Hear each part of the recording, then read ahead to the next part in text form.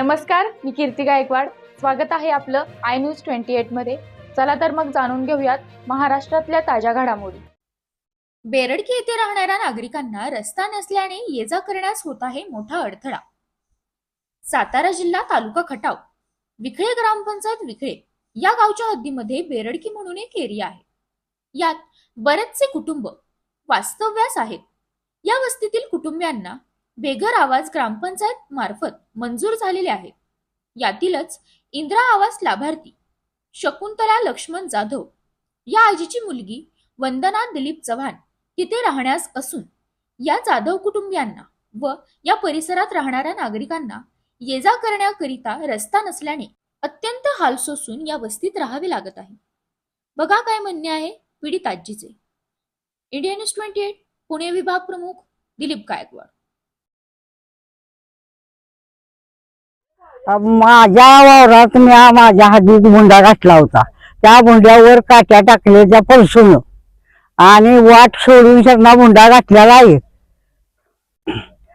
आणि माझी बाजरी महिना दीड महिना वावरात कुजत होती आणि पाण्यात होती आणि 2-3 वाहनं आली, त्यानं माघारी गाजवली ती. माझं पिळून दिलेलं नाही, तुम्ही येऊन बघा. काय म्हणजे प्रॉब्लेम काय व्हायला लागला तुम्हाला आणि केव्हापासून तुमची वाट अडवलेली आहे? वाट आता महिना 2 महिने होत आलं. 2 महिने झालं. अचानकच कशी काय वाट अडवली तुमची? ते मग काट्याच्या मुंड्यावर टाकल्या, माझा बोंडा घातलाय म्हणून.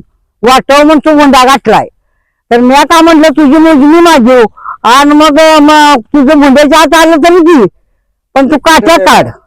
बोलू का मी 1 मिनिट? बोलू का मी? दोन ट्रॅक्टर माझ्या वावरात आल्याला गाजवलाय.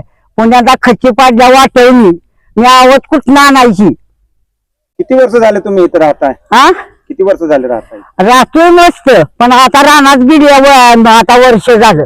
मग आता मला एक सांगा, इतके वर्षापासून तुम्ही राहताय इथं, ग्रामपंचायतीनं ग्रामसेवकांना आवाज समजा पोलीस पाटील आणून जावलाय आणि दिली नाही? नाही, त्यानं काय सुद्धा विचारपूस केला नाही. पोलीस पाटील आला होता, त्यानं काठी काढली नाही, सरपंच आणला होता. बरं, मग काय म्हणले होते ते? त्याची मोजणी हुसतूर तशीच राहू द्या. मग आम्ही कुठनं यायचं कुठनं जायचं असं विचारलं नाही? म्हणजे तुम्ही आता कुठनं बी जावा, ती वरली माणसं वरनं जात्याची, ह्यानं 4 बाजूला 4 मुंडे घातली. आम्ही कुठनं जायचं? ह्याच्या पुढलं मी विचार सांगतो तुम्हाला. बोला त्यांचं. महादेवाच्या देवापाशी मला म्हणतो तर मी म्हणला काढणार वाटत, त्याला सांगितलं तू वाटेचा निर्णय लागू सुरू वाटेला हात लावायचा नाही. माझं वावर पडलं पडा, तरी वरफाया कोण द्यायचं? त्यांचा मुद्दा नाही. ठेवून दिलेलं नाही, आवड ठेवून दिलेलं नाही काय. आणि माझा भरपाया देवावा. 2-3दा वाहनं घालले ते वावरातनं. वड्याकडे टांडलं तर वड्याकडे खच पाडली. मग आता पेरणार कुठं आणून आहोत? त्याच्यापूर्वी तुम्ही राहत होता, रस्ता कुठं होता तुम्हाला? असाच होता. बर, हा, असाच आहे. खालनं असा वर. वड्यात नव्हता? हा, वड्यातनं होता, वर नाही येत होत. वड्यात येता ही कोणी चर मारली परत? त्यानं मारली. कोणी? त्यानं. त्यांचं नाव काय होतं? हा, नाव काय त्यांचं? नाव काय? ते चर मारली त्यांचं नाव काय होतं? त्याचं नाव विचारा की त्याला. तुम्ही सांगा की आजी. तुला नाव माहिती आहे का नाही? अगं त्याला दादा म्हणते, पहिले अर्धा दादा मेलेले, पण त्याचं नाव आहे वाटतं ही. काय नाव आहे? नाव आहे त्याचं ही काय ते परसू.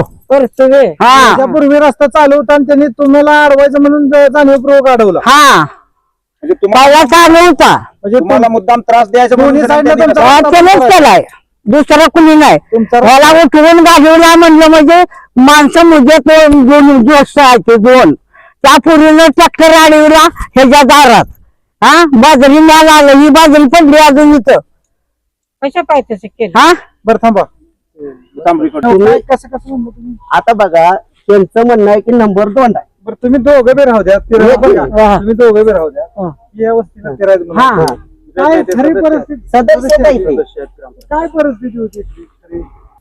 त्यामुळे त्यांच्या वतीनं जबाबदार म्हणून तेच आता बोलणार किंवा त्यांच्या घरातले आहे मी म्हणतोय ना बाकी काय नाही पण आमचं तुम्ही काय म्हणजे म्हणतोय? तसं डोक्यात तसं नाही. राग काय धरू नका नाही किंवा राग काय नाही तर साहेब माझं एकच म्हणणं आहे हा. त्यांचं जसं 5 फूट केलं तर नाही, नाही. प्रमाणे केलं होय, पाहिजे. होय, होय. आपलं त्यामध्ये आपलं दोघांसाठी पण होऊन जाईल आपली ही तिथं समज जरा थोडं थोडं- नाही पण ती काट्या काढ म्हटलं माणसं आतमध्ये जात होती ती काट्या गोंड्यावर लावल्या